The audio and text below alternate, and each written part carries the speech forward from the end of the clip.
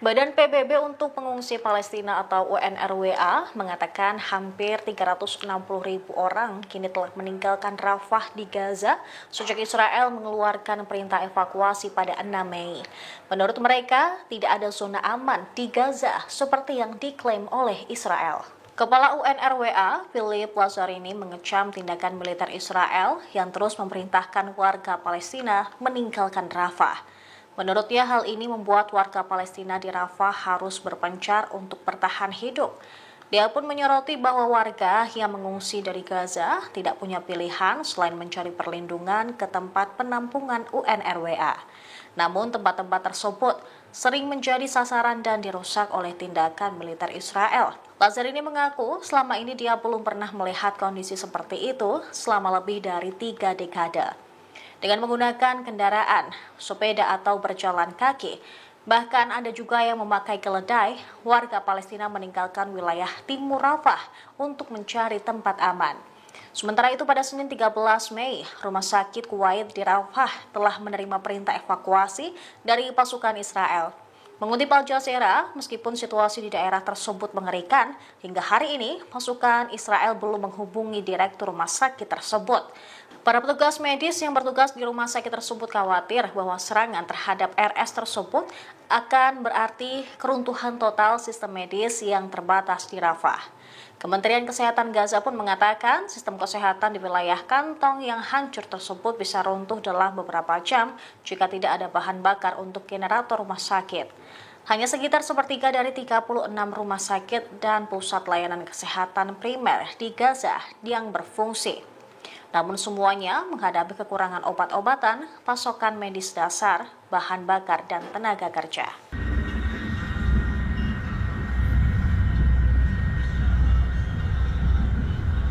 Militer Israel mengintensifkan serangan terhadap kamp pengungsi Jabalia di Gaza Utara.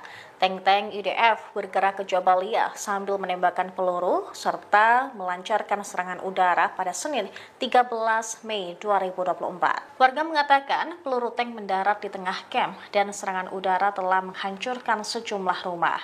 Tank-tank berusaha bergerak menuju jantung kamp yang terbesar dari 8 kamp pengungsi bersejarah di Gaza.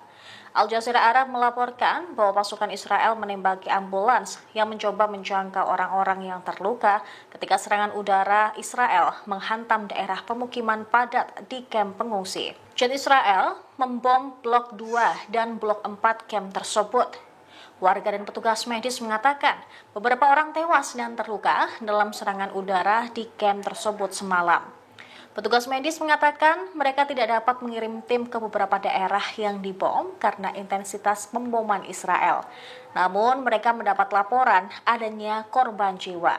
Militer Israel mengeluarkan perintah evakuasi kepada penduduk kamp pengungsi Jabalia pada hari Sabtu. IDF meminta mereka untuk segera pergi karena mengatakan pasukannya berusaha membasmi militan Hamas di sana.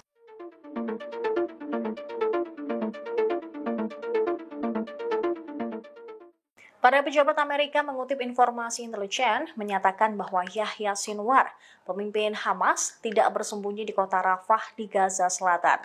Menurut para pejabat AS, Badan Intelijen Israel setuju dengan penilaian bahwa Sinwar dan tokoh 3 Hamas lainnya tidak hadir di Rafah. Mengutip media Israel Kan News pada Senin 13 Mei 2024, mereka berpendapat bahwa Sinwar kemungkinan besar masih berada dalam jaringan terowongan yang luas di bawah Khan Yunis. Terowongan ini beberapa di antaranya mencapai kedalaman hingga 15 lantai di bawah tanah. Fungsinya sebagai benteng Hamas, memberikan perlindungan dan persembunyian.